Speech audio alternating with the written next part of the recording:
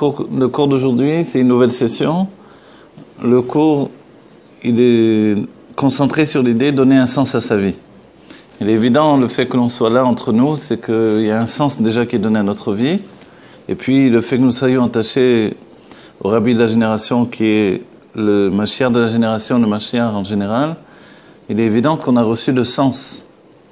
Puisque le sens d'une vie, c'est comme l'idée de sens, c'est-à-dire la direction également. Le mot sens dans l'être, c'est à la fois de donner une raison, mais aussi une direction. C'est ça le sens. Et en hébreu, on dit « Bishvili nivra olam », et on a expliqué, c'est un peu un chidouche, mais au moins une observation, « Bashvil sheli nivra olam ». Donc, pour moi, le monde a été créé, le monde a été créé pour moi, mais en hébreu, l'étymologie de « Bishvili », c'est aussi de « shvil ». Le shvil, c'est un chemin. Donc, en fait, dans mon chemin. Ça, c'est donner un sens à sa vie, c'est trouver son propre chemin. C'est-à-dire qu'en réalité, il y a le sens général de toute la génération et le sens personnel. Finalement, le sens général et le sens personnel deviennent le même sens. Et en réalité, le but, c'est d'arriver à une finalité. Et c'est ça la grande question. Le Rabbi a mis en avant la psychologie de Frankel par rapport à toutes les autres psychologies parce qu'elle était basée sur l'idée de donner un sens à sa vie. Les autres psychologies étaient basées sur d'autres points, on va dire d'autres fers de lance, d'autres moyens de lutter. Ici, donner un sens à sa vie, c'est une intention profonde. Et chez Frankel, c'est même dans l'idée, si quelqu'un doit quitter la vie, il a besoin auparavant de trouver un sens à sa vie, pour lui permettre de se préparer même à aller vers une autre vie. Ça, c'est l'idée de Frankel. Donc, il est évident qu'au quotidien, si j'ai pas de sens dans ma vie, je vis dans un désarroi. Et c'est également basé sur l'idée que dans les dernières générations, ici on parle de génération au sens commun, alors les gens sont rentrés dans un vide existentiel, lequel est comblé finalement dans le monde de Esav, dans le monde européen, par on va dire une fébrilité d'informations, d'images, etc., des films. C'est-à-dire qu'il n'y a jamais assez d'effets spéciaux, jamais assez de surprises, jamais assez de crainte, de terreur, etc. On donne aux gens de vivre des émotions intenses qui vont remplir leur vie. Mais après le film, la vie peut être totalement vide. Donc c'est là où finalement on se rend compte que une personne elle ne peut pas non plus vivre une vie qui n'est pas la sienne. C'est-à-dire qu'on a beau voir les aventures d'un héros particulier, et c'est bien également, ok, de lire un livre, des livres par exemple, il y a chez Chabad, il y a les souvenirs du Lubavitcher Rebbe, du Rabbi Rayatz, qui rapporte les souvenirs qui sont rapportés finalement par l'Admor Hazaken et qui viennent de l'époque du Baal Shem Tov. On voit toute l'histoire des premiers chassidim. Évidemment, c'est beau de suivre tout ça à travers le héros qui était le père de l'Admor Hazaken, Rabbi Baruch, et comment il découvre les choses, etc., etc. Donc de les suivre de cette manière-là, c'est aussi s'identifier à une autre personnalité. Ça s'appelle dans la psychologie le transfert.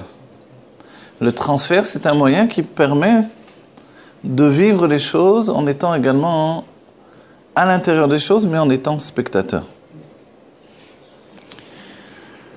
On va citer que quand il est possible de faire ce qu'ils appellent un retour en arrière dans les vies passées, ou un retour en arrière dans cette vie présente, par rapport à une hitbonenut, ou par rapport à une dvekout, ou par rapport à une hypnose ou semi-hypnose, il y a deux états de perception. À la fois de vivre la chose de l'intérieur, et à la fois de voir la chose de l'extérieur en tant que spectateur. On va citer à nouveau également un autre point.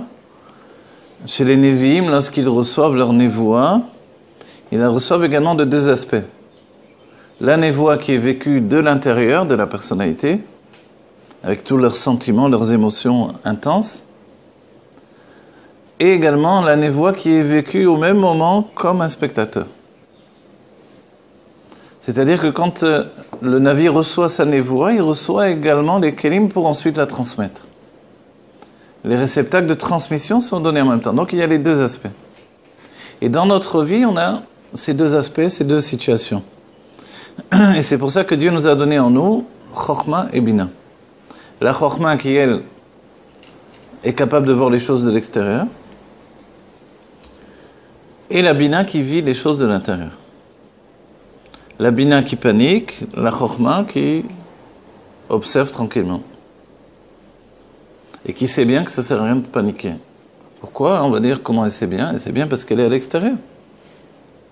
Et que mi anolad, aroet anolad, elle sait bien que quand on engage son pied dans ce chemin-là, c'est toute la définition d'aller dans un chemin, de prendre ce sens-là plutôt qu'un autre sens. Donc que ce soit physique, géographique ou intellectuel ou sentimental, etc. Finalement, en mettant le pied dans ce sens-là, la Chokhmah, elle dit, voilà ce qui va arriver. Et quand elle n'est pas capable de prédire ce qui va arriver, alors la Chokhmah panique. La Chokhmah panique quand elle n'est pas capable de fixer, en fait, une vision sur les événements. Et ça, c'est l'Aïtpalou de la Chokhmah qui est, à ce moment-là, les sentiments de la Chokhmah. Ça s'appelle, comme on l'a vu dans le dernier cours, ça s'appelle Israël Saba. Dans Israël Saba, il y a cette définition finalement de l'incompréhension. Et c'est aussi un lien avec la Bina. Dans ce cas-là, si la Chokhmah n'est pas capable d'elle-même de concevoir ce qui va arriver, à ce moment-là, elle a besoin de la Bina. Donc on comprend bien que Dieu a mis dans la Chokhmah un besoin de la Bina. Autrement, il n'aurait jamais besoin de la Bina. Si toutes les fois il serait capable de prédire à l'avance ce qui va se passer, alors, a priori, dans son être profond, il n'aurait pas besoin de la Bina. Mais puisque Dieu nous a fait deux cerveaux, puisque Dieu a voulu qu'il y ait un couple, un homme Chokhmah et une femme Bina, alors c'est que finalement, on fonctionne avec les deux. Mais c'est vrai que la Chokhmah temporise et tranquillise. Le cerveau du côté droit, il est froid et humide, c'est la nature de l'eau. Et la Bina, elle est enflammée. Comme elle est enflammée, elle est au sein même des flammes, c'est-à-dire au sein des événements. Donc elle n'a pas de recul. Donc elle vit toutes les choses au premier plan. Donc en fait, donner un sens à sa vie, c'est trouver le sens qui me correspond également. C'est-à-dire que donner un sens, c'est quelque chose de très klali, de très général, qui peut satisfaire la Chokhmah, mais qui ne peut pas satisfaire la Bina. C'est-à-dire qu'on a dit à la Bina, voilà, la notion générale, c'est ça. Pour notre génération, recevoir la face du Mashiach. La Chokhmah, ça lui suffit. La Bina, elle panique en fait. C'est là où la Bina panique. Ça veut dire quoi? Qu'est-ce qu'il faut faire? Dans ce sens-là, évidemment, la Chokhmah ne peut pas lui transmettre l'explication. Donc la Bina doit la trouver toute seule. Vous avez compris l'état d'esprit? Et c'est là où nous fonctionnons de manière différente les uns des autres. Mais chacun doit découvrir son chemin. Et son chemin, il doit s'adapter aux deux facettes de notre intellect, qui est à la fois la Chokhmah et la Bina. La Chokhmah, voir une vision d'ensemble et comprendre que de ce point de perspective, il va découler ça et ça et ça. Comme on l'a dit assez souvent, ça rend la Chokhmah très fainéante. Elle n'a pas très envie de s'engager, parce qu'elle voit déjà d'avance tout ce qui va sortir de chacun des pas qui est mis en avant. Vous imaginez, vous faites un pas, et il y a une lumière qui s'allume, et vous voyez, comme pour un GPS, vous voyez tout le chemin qui est mis en place. C'est quoi, de la prophétie? C'est quoi? C'est pas de la prophétie, c'est une sorte d'intuition. Ouais, d'intuition au niveau de la vision. C'est-à-dire que si la Chokhmah a des éléments de vision sur lesquels s'attraper, elle saura toujours ce qui va advenir des choses. Et c'est ce que les sages ont dit. Mi achacham arouet anolad. Maintenant, on accède plus ou moins à notre Chokhmah. Les hommes n'y accèdent pas beaucoup, certains autres y accèdent de plus en plus, etc. Mais on sait aussi que la femme est dotée oui. d'une intuition très développée quand même. C'est quoi? Alors voilà, ce que l'on appelle l'intuition féminine, donc ça s'appelle Bina Etera Natna Laïcha, c'est le fait de construire pierre par pierre et de tirer une conclusion. Ah, donc l'intuition féminine, c'est pas ce flash que l'on peut avoir. Non, le flash c'est la chorma. Et en fait, féminine. Oui, bien sûr, l'homme et la femme ont les deux côtés, bien sûr. C'est pour ça on parle à la fois d'homme et femme de manière identitaire entre l'homme et la femme. Mais homme et femme en nous, c'est aussi chorma et bina. Et on a chacun personnellement, j'ai ma chorma, j'ai ma bina. J'ai ma chorma qui définit comment les choses vont se dérouler. Donc la plupart du temps, elle dit, pourquoi on va se faire une prise de tête, pourquoi se fatiguer, pourquoi s'engager, regarde. Regarde tout ce qui va arriver. Shev velo ta'aseh. Shabbat, il est chorma. Shabbat, c'est Shev velo ta'aseh. Assis-toi, ne fais rien. Ça ne pourra pas être pire que c'est maintenant, ça ne pourra pas s'améliorer. Ça, c'est l'idée de la chorma. Donc, essayons de nous arranger avec ce que l'on a. Donc, quand les sages nous disent « Mi ashir à sa mère bechelko », ça peut parler qu'à la chorma en vérité. La bina, elle, sa ashirut, son cher, sa richesse même, elle ne vient que de la itaskut. Elle fait. Elle a l'impression que itaskut, ça veut dire... voilà, son investissement dans la chose. C'est-à-dire, elle croit, par exemple, quand elle met une omelette sur le feu, elle croit que si elle ne retourne pas toutes les 2 secondes, ça ne cuit pas. Voilà. C'est pour dire au côté tachles. C'est-à-dire, dans la vie, elle croit que si elle n'est pas tout le temps en train de... rien qui se fait. Parce que les choses prennent du temps. La chorma dit, mais non, si tu fais ça, tu mets, comme dans le shachmat, voilà, dans le jeu des échecs, tu as mis ce pion, t'inquiète pas. Tu vas voir maintenant, ils vont tous se positionner par rapport à ce pion. Oui, mais ça prend du temps. Oui. Alors la bina, elle croit que si elle agit, ça va faire plus vite, très souvent. En fait, ça a pris le même temps que la chorma l'avait défini, mais elle a fait quelque chose, donc elle s'est sentie utile, elle s'est sentie en action. Donc on va dire que c'est ce point qui différencie essentiellement la chorma de la bina. C'est pas l'action physique encore, qui vient de la malchut, mais c'est l'action intellectuelle. D'accord ? L'action intellectuelle, elle peut entraîner la hitpa'alut de la bina. L'émerveillement, c'est dans le bon sens, mais le fait d'être affolé, l'affolement. La hitpa'alut, c'est s'affoler également. Affoler, ça vient de poil. Vous voyez, le mot affolé en français, il vient de poil finalement. Donc le poil, ça veut dire le verbe. Le verbe, c'est l'action. Donc il y a une action qui fait que je m'affole. Mais chez Chochma, on s'affole quand on ne comprend pas. Quand on comprend pas. Ouais. La Chochma ne s'affole que quand elle ne comprend pas. Alors elle est affolée. Parce que c'est pas normal qu'elle ne comprenne pas. C'est en dehors, c'est un chemin inconnu et c'est insupportable pour la Chochma.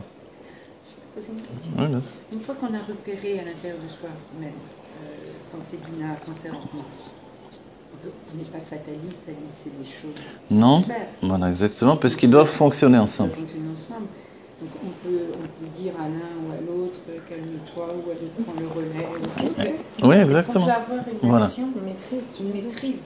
Alors voilà, c'est vrai que quand on s'affole, par exemple, dans Chochma ou dans Bina, on va dire, d'un côté ou de l'autre, c'est qu'on est plus tendance Chochma ou plus tendance Bina. On le verra dans la définition, à quel moment tu t'affoles. Si tu t'affoles à l'avance, ça sous-entend souvent que tu es Chochma. Le moment venu, tu es calme. Le moment venu, tu veux. Beaucoup plus calme. Mais ça, c'est pas dans les sentiments, ce truc-là. C'est pas les sentiments, en Moi, fait. je peux m'affoler quand je sais que je vais prendre l'avion. Une fois que je suis dans l'avion, bon, j'ai pas le choix, ça va. Mais d'où c'est bien ça? C'est pas la Chochma. Non, c'est justement une définition de la Chochma. Parce qu'elle n'arrive pas vraiment à intégrer dans son être comment ça va se passer. Parce que voilà, elle a l'appréhension de ce moment-là. Elle n'arrive pas à avoir tous les éléments en main. Par exemple, pour l'avion, il y a beaucoup d'éléments qu'on ne peut pas contrôler selon la Chochma, on ne peut pas tout comprendre, on peut... Oui. D'avion ou un problème de santé, de toute façon, ou quoi que ce soit dans la vie, que je n'arrive pas vraiment à avoir tous les éléments. Je n'ai pas tous les éléments. Et en réalité, je n'ai pas la vision globale des choses qui peut m'entraîner la tranquillité. C'est-à-dire que la Chochma, elle a reçu des cadeaux à l'avance. Ces cadeaux s'appellent Anacha Sichlit, ou plus élevé, la Reya, la vision. Elle voit les choses. Quand elle voit, elle comprend. C'est un cadeau empoisonné un peu, parce que si on ne comprend pas comment on fait. C'est là où la Bina prend les choses en main. La Bina, elle travaille pour comprendre. La différence entre Chochma et Bina, c'est Chochma vit dans un état, on va dire, passif, si on veut. c'est une action différente, disons. Une action qui n'est pas basée sur l'aïtaskot à nouveau, c'est-à-dire le fait de mettre les choses en route. Et la bina, elle ne connaît que l'action concrète présente. Mais une action concrète dans l'intellect. C'est-à-dire, il y a deux choses. Quelqu'un prend un sujet de la Torah, par exemple. Le chacham, lui, il a compris tout de suite. Ok. L'autre qui vient et qui est bina, mais je comprends pas, là, regarde, il y a des difficultés, il y a des questions, etc. Viens, on va trouver, Il ne comprendra qu'au bout de tout ça. Mais en fait, au bout de tout ça, qu'est-ce qui s'est passé? La bina a rencontré la chokhma. Ça a pris tout ce cheminement-là pour que la bina arrive au point de départ, qui est la chokhma. On va dire alors, pourquoi on met en avant l'intuition féminine ou bina etera natna laïcha? Alors, bina etera, ça veut dire qu'elle a une bina supplémentaire. Donc, c'est clair qu'elle a une bina supplémentaire. Mais c'est peut-être pas une qualité par rapport à la chokhma. Parce que la chokhma était déjà là. Vous vous rappelez, comme j'avais dit une histoire dans la chassid de Pologne, le chassid de Pologne qui voit le fils du rabbi très jeune qui va prendre la place de son père, et lui c'est un vieux chassid. Donc il rigole bien de ce petit jeune là qui va devenir rabbi. Donc il se dit, qu'est-ce qu'il va nous apprendre, et le jeune lui raconte une histoire, et lui dit, il y a un homme qui a travaillé des années pour monter sur la montagne, vous vous rappelez, arrive, et puis c'est l'aboutissement de sa vie, il arrive sur la montagne, il voit là-bas un jeune homme installé. Il dit, qu'est-ce que tu fais là? Il dit, moi je suis né ici. Et ça c'est le point de différence. Vous voyez, je suis né ici, c'est-à-dire que je suis déjà là. On va dire alors, c'est quoi la grandeur de la bina par rapport à la chokhma? On dit psimiut bina psimiut atik. C'est qu'une fois que la bina atteint la chokhma, elle la dépasse. Et ça c'est pour ça, une fois que la bina atteint la chokhma, elle commence par la dépasser. Enfin, elle termine par la dépasser. Pourquoi? On le voit dans les textes où il nous est dit que Eshet Rei la Teret Baala, elle devient le keter de son Baal. Et pourtant, il reste le Baal. C'est-à-dire qu'elle doit d'abord arriver à cette fusion avec la chokhma pour atteindre le niveau de keter. Autrement, elle ne peut pas atteindre son niveau de keter. De pnimiut atik, et dans atik seulement, elle est menuteket. Menuteket, c'est-à-dire qu'elle est séparée du problème, enfin. Comprenez le cheminement? Et ça, c'est le sens, on va dire, non plus dans l'idée juste générale, donner un sens à sa vie, qui peut satisfaire que la chokhma, mais dans l'idée, qu'est-ce qu'on fait? Voilà, j'ai un sens, amener la Géoula, mais qu'est-ce qu'il faut faire? La bina a besoin de comprendre. Et pas seulement une fois, elle a besoin de comprendre de nouveau, et de nouveau, et de nouveau, et de nouveau. Cette notion de comprendre de nouveau, elle est comme en fait, comme le fait de vouloir unifier son état d'activité avec la tranquillité de la chokhma. Ça, vous comprenez un peu l'image? D'accord? Chokhma, vous avez posé déjà la question la semaine dernière, elle est déjà prédéfinie en ce sens qu'on a une quantité ou une qualité de chokhma quand on arrive, on ne peut pas la modifier. Par contre, Bina, on peut modifier, on peut agir sur Bina, on peut... Voilà, Bina, elle est l'action intellectuelle. On peut enrichir Bina. Exactement. Tout le côté du travail vient du côté gauche et de la Bina, pas la chokhma. La chokhma, c'est ce qu'il y a. C'est mi ashir à sa mère bechelko. Donc là, on va dire, le Pirkei Avot, il parle aux hommes dans la chokhma. Donc, se tranquilliser. C'est vrai qu'un homme, une petite baraque pourrie, avec un morceau de pain et de fromage, il peut très bien vivre comme ça. Qu'est-ce qu'il y a? Quel est le problème? Et c'est vrai, il y a une histoire où quelqu'un va voir un homme qui est en train de pêcher, il dit, qu'est-ce que tu fais là, tu pêches? Elle dit, oui, je pêche, etc. Elle dit, mais tu sais, si tu partirais travailler, etc., tu gagnerais ça, etc. Elle lui dit tout ça, etc. Elle lui dit, et après, tu pourras acheter ça, après tu pourras ça. Et après, tu auras du temps pour pêcher. Elle dit, ben voilà, moi je suis déjà en train de pêcher, laisse-moi tranquille. En fait, ça c'est l'état d'esprit, voilà. En fait, celui qui vient dire de partir, c'est la bina. La chokhma, elle dit, mais je suis en train de pêcher déjà. Pourquoi je vais faire tout ça pour faire ce que je suis en train de faire? Ça n'a pas de sens. Hein? Et c'est vrai que c'est mi ashir à sa mère bechelko. J'ai ça, voilà. Comme si on dit, tu dois faire une industrie de café pour pouvoir avoir un café le matin quand tu te réveilles. Parce que dans le pays où tu vas, il n'y a pas de café. Ah, ok, d'accord. c'est une histoire. Alors, je vais passer au thé. Oui. Mais la Bina, peut-être elle va rentrer dans l'aventure. Mais oui, c'est incroyable. En chemin, on va gagner beaucoup d'argent, etc. Et puis quand il a fini, le café, il n'est pas très bon. tout ça pour faire ce café-là. Donc, vous voyez, c'est-à-dire que... Mais en fait, en réalité, pour la Bina, s'il n'y a pas toute cette aventure, alors la vie, ça ne vaut pas le coup d'être vécue. Voilà. Maintenant, on va dire, alors, ok, et qu'est-ce que c'est la Bina, la Chokhma dans ce cas-là? Il y a écrit Mevin be Chokhma, be Chacham be Bina. Il y a bien un état de Chacham, c'est-à-dire c'est dans le Sefer Yetzirah, ces phrases-là. Mevin be Chokhma, bravo.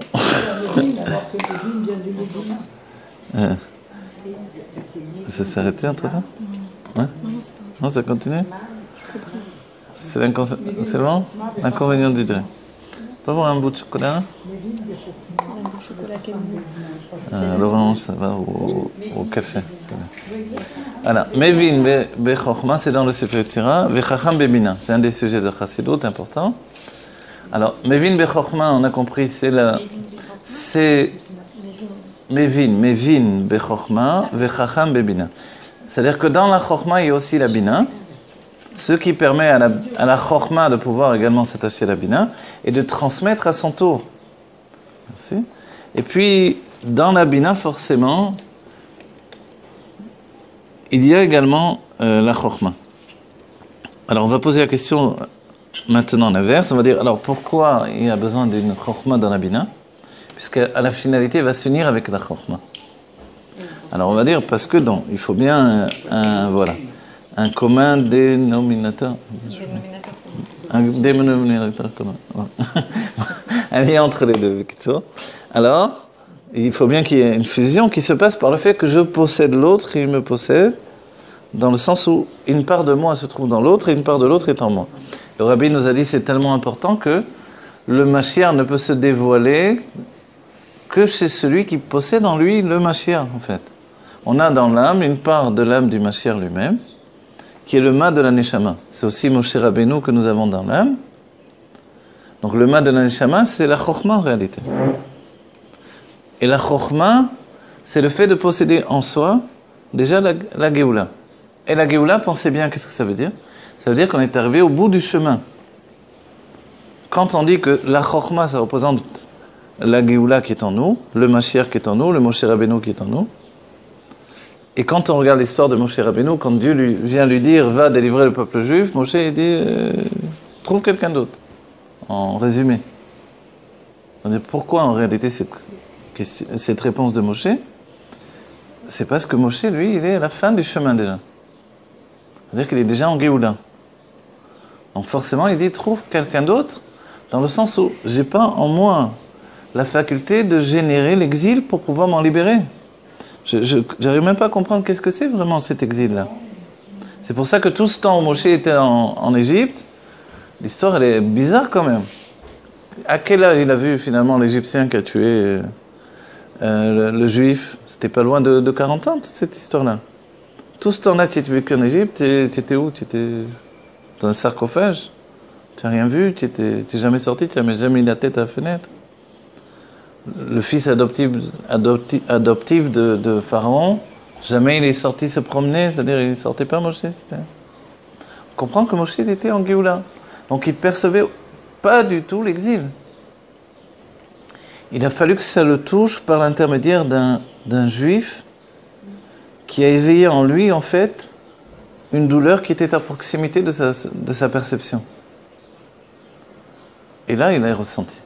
Il a fallu qu'un Égyptien frappe un Juif pour se rendre compte que lui-même, dans quel camp il était. Oui. Quand un Égyptien frappe un Juif, tout à coup, Moshe se demande, mais dans quel camp je suis? Moi, je suis un Égyptien ou je suis un Juif? Et là, tout commence. En vérité, il savait très bien qu'il était Juif. Il était même dans les plaisirs divins, il était dans la Géoula. Donc, quand Dieu lui dit, va apporter la Géoula, il dit, mi ashir à sa mère bechelko. Écoute, moi, je vais à Midian, je me mets là-bas, et voilà. Qu'est-ce que j'ai besoin de plus? Donc, en fait, cette conscience-là, on va dire, mais ça paraît de l'égoïsme. En fait, c'est pas vraiment de l'égoïsme, c'est que c'est une incompréhension de la nécessité de la hitaskut, de la nécessité d'agir constamment. Alors comment il a pu les libérer en Égypte alors que c'était la galoute même? Voilà, alors c'est pour ça que Dieu lui a fait, ça a duré 7 jours qui ont correspondu à tous les niveaux des sentiments jusqu'à arriver à la malchoute. C'est-à-dire que Dieu a descendu en fait la chorma dans tous les niveaux pour que ça devienne une réalité dans son être. Et tant qu'il n'avait pas atteint la malchoute, il n'était pas capable d'agir tout simplement. Et même à ce niveau-là, Dieu va lui envoyer Aaron pour être son mémoussa, l'intermédiaire. Et ceux qui définissent Aaron, les sages ont dit que le peuple juif n'a pas pleuré Moshe autant que Aaron. On va dire, mais Moshe, c'est Moshe, comment c'est possible? Parce que Moshe, il était inaccessible. Aaron, c'est celui qui venait te voir, comment ça va, Achi, comment tu vas, Kapara Alecha, et tout ça. Comment ça va, etc. Qu'est-ce que tu fais, Manishma, Manian, Vezé, il allait faire le Shlom Bayit entre les couples. Il se donnait du mal à Aaron, il allait vers le juif. Ouais. Il faisait bina. Voilà. Il faisait ce travail de proximité. Ce travail de proximité de chacun d'entre eux qui établissait finalement un amour de cet homme-là. Quoi, quelqu'un de si grand, il vient vers nous. Mais en fait, c'est ce que Dieu avait fixé dès le début. Aaron, il va être ton messager. Toi, tu seras le Elohim et lui, il va être le Navi. C'est comme ça que c'était prévu par Dieu. Donc Moshe, il est en dehors de la Tmouna. Et tous les moments, on voit, dès qu'on lui demande un peu trop de hitaskut, c'est-à-dire quand le peuple juif en arrive à demander de la viande, Moshe, il tombe des nues. C'est-à-dire que ce n'est pas une réalité qu'il a en lui. Quand on voit Moshe qui panique, qui s'énerve, etc., c'est parce que finalement, c'est une Shfirat HaKelim. Cette Shfirat HaKelim dans la Chorma, c'est quand la Chorma regarde de tous les côtés et ne voit pas. On l'a vu plusieurs fois chez Moshe, on dit il ne comprend pas. Quand Dieu a jeté la menorah, parce que Dieu lui a demandé de faire une menorah avec tous les détails, mais en même temps de la tailler en un bloc. Moshe dit, comment on peut tailler en un bloc avec tous ces détails-là? Ça paraît très difficile de faire ça. C'est-à-dire, en réalité, ça définit exactement la situation. Moshe Chorma, un bloc, je veux bien, mais faire des détails dans un bloc, c'est-à-dire de rentrer dans la bina, dans les petits détails, c'est trop compliqué. Alors Dieu lui jette dans le feu et il voit. La lune, la même chose. La lune, de savoir exactement. Il jette l'or dans le feu et la menorah est sortie toute seule. Toute prête? Toute prête, ouais. Je crois que c'était Parce que Moshe, il était... Non, la menorah, non. Et en fait, ça définit la menorah, ce sont les 6, voilà, avec la 7e, les 6 mesures de sentiment et leur dévoilement. Donc c'est exactement comme les 7 jours que Moshe est descendu à nouveau. La même chose la lune. Pour faire le Kiddush HaChodesh, qui est toute la sagesse du peuple juif finalement, dans savoir définir le temps, Moshe n'arrive pas à comprendre exactement. C'est bizarre quand même. C'est-à-dire, c'est là où on définit quand est-ce qu'on sait qu'un sage il a atteint un niveau élevé, quand il est capable de fixer le temps lui-même, de faire un calendrier. Alors, on dirait Moshe, le premier qui donne la Torah, il n'est pas capable, et Dieu doit lui montrer exactement, la lune elle est comme ça, c'est Rosh Chodesh. Parce qu'à nouveau, c'est un rapport entre Chorma et Bina. Cette définition entre Zeir Anpin et la Malchut, sous-entendu le masculin et le féminin. Deux notions totalement différentes. Et Moshe, à nouveau, il a du mal, il faut que Dieu lui montre. Pourquoi lui montrer ou lui donner carrément? Parce que là, la chose, elle est absolue. Et c'est comme ça que fonctionne Moshe. Ce qu'il voit, c'est ce qui est. Il ne voit pas, c'est pas. Oui. Il ne voit pas? Il ne voit pas, il ne comprend pas, il ne sait pas la chose. Il peut ne pas voir, Moshe? Il peut ne pas voir, la preuve. C'est que la lune était incapable de définir quand était le moment de Rosh Chodesh. Si nous, on ne savait pas, la première fois, on nous dit, tu feras Rosh Chodesh. Mais au départ, c'était à la rayée, c'est-à-dire qu'il fallait regarder la lune et dire, c'est Rosh Chodesh. C'est pas facile en vérité. C'est-à-dire aujourd'hui, quand c'est Rosh Chodesh, moi, je regarde la lune, je me dis, tiens, la lune, elle est comme ça. C'est après coup, parce que le Rosh Chodesh a été fixé. Mais si c'est moi qui devais fixer le Rosh Chodesh, pas évident. De savoir exactement quand elle est prête. Vous voyez? Donc en fait, toutes ces notions-là, pour lui, c'est la vision. Mais dès qu'on le bouscule dans l'entendement, alors c'est plus difficile. C'est pour ça qu'il y a la différence entre la vision que lui a donnée Hachem de la réalisation, de la concrétisation du Beth Amikdash Le fait que Betzalel, lui, il l'a fait dans l'autre sens, ça vient de ça aussi. Ça vient de ça aussi, exactement. Betzalel, lui, sa définition, c'est la tvuna. La tvuna, c'est, vous vous rappelez, ce sont les sentiments de la bina. Voilà. On appelait ça un tavnit. Donc il fait des boîtes. Il ne se casse pas la tête d'un certain point de vue, entre guillemets, pas dans le mauvais sens. Je veux dire, il sait que En Chadash Mitachat Hashemesh, on a étudié la dernière fois, il faut faire des systèmes. On fait des systèmes, des boîtes, et on fait tout le Beth Amikdash comme ça. Mishkan, une boîte, Aaron HaKodesh, une boîte, que des boîtes les unes à côté des autres. Oui. Et finalement, ça marche, ça fonctionne. On rajoute des barres à ces boîtes pour les transporter, et c'est fini. C'est-à-dire qu'il part du plus petit et il va vers l'extérieur, alors que Moshe voulait partir de l'extérieur et aller vers l'extérieur. Alors non, vous vous rappelez, on va dire comme ça, c'est bien ce que vous dites. Voilà, on va dire, vous vous rappelez, Moshe avait dit à Betzalel, fais les kelim, et après tu feras le Mishkan. Voilà. Betzalel a fait d'abord le Mishkan après les kelim. Et il a dit à Moshe, si j'aurais fait les kelim d'abord, je les aurais mis où? Donc j'ai fait le Mishkan pour mettre les kelim dedans. Et Moshe a dit, tu as raison. Il a dit, comment tu étais à l'ombre de Dieu quand il m'a dévoilé. Moi, j'étais inversé les choses.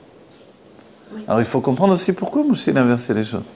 Parce qu'il y a un rapport, Moshe par rapport à lui-même et Moshe par rapport aux autres, c'est comme un sujet de la réflexion, le miroir inversé. C'est le passage de Chokhmah à Bina. Et pour communiquer avec les autres, il est obligé de passer par la Bina. C'est à ce moment-là où les choses s'inversent. Donc finalement, il a renversé les choses. Et c'est assez curieux, on va dire. Comment il a inversé? C'est une grande différence. Oui, ça interpelle. Ah oui. Et c'est vrai qu'il aurait fait les kelim Betzalel, ils auraient mis où en attendant? On dit, bon, ils auraient mis dans une tente. Non, mais Betzalel, à ce moment-là, c'est qu'il avait justement il n'était pas plus élevé dans le Chorma, mais il est dans la Tvuna. Et la Tvuna, il fonctionne par ce système. C'est-à-dire, d'abord, je fais une catégorie générale, dans laquelle je mets des détails les uns après les autres, les uns après les autres. Voilà. C'est-à-dire que c'est la différence entre la Bina et la Tvuna. La Bina, elle a la faculté de saisir les choses dans les détails directement. Mais c'est le sujet dans le sujet. Il faut avoir, on va dire, des épaules larges pour faire ça. Par exemple, vous parlez de Chassidut, mais dans la Chassidut elle-même, vous ne rapportez pas maintenant des exemples, etc., etc. Et les exemples vont venir après. Mais vous saisissez le sujet de plein fouet. Donc quand on parle du divin, c'est un niveau où vous saisissez le divin Maintenant, tous ceux qui n'ont pas le niveau d'étudier à ce degré-là, ils devront entendre qu'ils descendent les choses par des exemples, etc. Vous voyez? La Tvuna, elle fonctionne différemment. Elle fait directement une structure de dévoilement. Par exemple, elle se dit, bon, les personnes là, si je leur parle comme ça, ils ne vont rien comprendre. Alors, je dois leur parler un langage qu'ils comprennent. Je leur donne un langage défini. Maintenant, tout ce que je vais leur expliquer, c'est par ce langage-là. Vous voyez? Ça, c'est la Tvuna. C'est une boîte. Toutes les informations de la Bina rentrent dans une boîte. Excusez-moi, Rav Korban. Alors là, au niveau des Revi'im, quel a été le rajout qui s'est fait, étant donné qu'ils sont on va dire, la continuation de la Neshama de Moshe, ou la Pashut de la Neshama de Moshe en chacun d'eux. Qu'est-ce qui s'est fait par rapport au Revi'im depuis le Admor Azaken jusqu'au Rabbi Melech HaMashiach? C'est quoi ce rajout qu'il y a eu? Alors, voilà, je vais vous dire. Les sages nous disent dans le Midrash que il a été donné à Moshe de voir toutes les époques. Okay?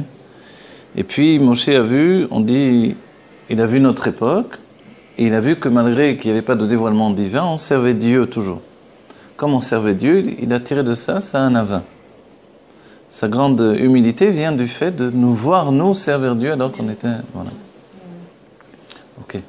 Donc en fait, le fait de voir, c'est voir ce qui est en relation avec soi-même. C'est-à-dire que Moshe n'a pas vu autre chose que lui-même. Il s'est vu projeté dans les âmes de notre époque. C'est ce que Dieu lui donne de voir. Il ne voit pas juste le futur comme ça. Il se voit en fait. C'est-à-dire que c'est comme de dire, je veux voir mon futur. Comme le futur de Moshe, c'est le futur de tout le peuple juif, alors il nous a vus. Et il a compris que, compte tenu qu'il n'y avait plus aucun dévoilement divin, on était lié à Dieu dans notre fusion. La fusion qui passe par la Malchut et l'essence de Dieu, directement. Et ça, à son époque, ça ne pouvait pas exister. Les âmes en étaient au premier dévoilement, depuis la Chokhmah vers la Bina. Là, on était déjà dans la Malchut qui s'attache à l'essence de Dieu. Donc pour Moshe, il a dit, on n'est rien à côté de cette génération-là. Ils ont tout terminé. Il n'a pas jugé par le fait qu'on était dans un niveau très bas. Il a jugé par le fait de voilà, sur quoi on était attaché, l'essence de Dieu. Quand on nous rapporte auparavant, il a vu également l'époque de Rabbi Akiva. Il a vu Rabbi Akiva qui enseignait la Torah. Tilé Tilim chez la Lachot sur les otiyot de la Torah. C'est sur les Ktarim, vous vous rappelez? Donc sur les... Vous savez, les Ktarim, c'est des petites antennes comme ça qu'on fait sur les... Comme vous voyez sur les mitzvot, etc. Est-ce qu'il y a vraiment une infinité de halachot là-dessus? Rabbi Akiva expliquait tout ça, à l'infini. Et ces niveaux-là, ça représente l'inconscient dans les livres de Kabbalah. Donc Moshe n'avait pas reçu cette Torah, ce qu'il pensait. Quand il a vu Rabbi Akiva expliquer tout ça, il a dit c'est lui qui aurait dû donner la Torah et pas moi. Et après, il a entendu Rabbi Akiva qui a dit, quand on lui a posé la question d'où vient cette Torah, il a dit c'est la Torah de Moshe depuis le Har Sinaï. Et Moshe il a été tranquillisé. Sous-entendu que Moshe a reçu l'aspect de Chokhmah, mais ensuite par la Bina, et Rabbi Akiva dans ce cas-là il était une Bina, par la Bina, Rabbi Akiva dépassait même la Chokhmah. C'est-à-dire qu'il dépassait même ce que Moshe avait compris lui-même, vu, perçu. Il était capable d'arriver à Moshe, de le dépasser, de retrouver la source même. Pnimiut Bina, Pnimiut Atik. Ça, c'est une preuve flagrante. Comprenez? Donc, en fait, cette avancée-là, elle fait que quelque chose s'est rajouté. Dans l'esprit des Rebbeim ou de tous les Nessiadors de tous les temps, à chaque fois, quelque chose de plus se rajoute. À la fois dans une notion générale et une notion en particulier.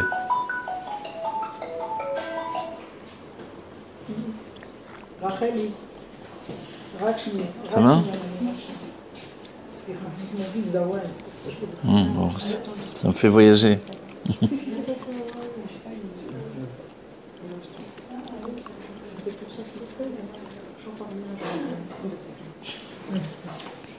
J'ai décidé de venir pour toi. On est plus tranquille. C'est quoi ça? Non. Tu veux mettre une pause, Anna? Fais une pause. Mais là, il y a du silence.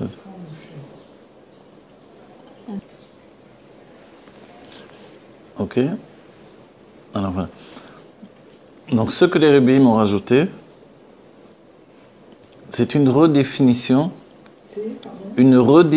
de toute la Torah Chassidut, laquelle elle-même vient faire briller la Torah par le dévoilement de Pnimiut Atik, c'est-à-dire de la lumière inconsciente, de la lumière de l'âme, de la lumière qui vient au-delà de l'enchaînement des mondes, de l'enfermement des mondes. Donc la Torah est éclairée par une lumière de liberté. C'est ça l'idée de la Chassidut. Libérer la Torah de son aspect d'enfermement. Parce que la Torah porte aussi un aspect d'enfermement. Ne serait-ce que parce que Moshe lui-même a été mitcaché, a eu des difficultés à transmettre cette Torah, qu'il a eu des difficultés à vouloir et accepter de le faire. Pas parce que Moshe était trop petit pour la Torah, mais qu'il était supérieur à la Torah. Et que comme il était supérieur, il a fallu qu'il descende de niveau. Et quand on descend de niveau, quelquefois, surtout du côté droit, on peut en faire beaucoup plus que de nécessaire. Si bien qu'on est aussi enfermé dans la Torah.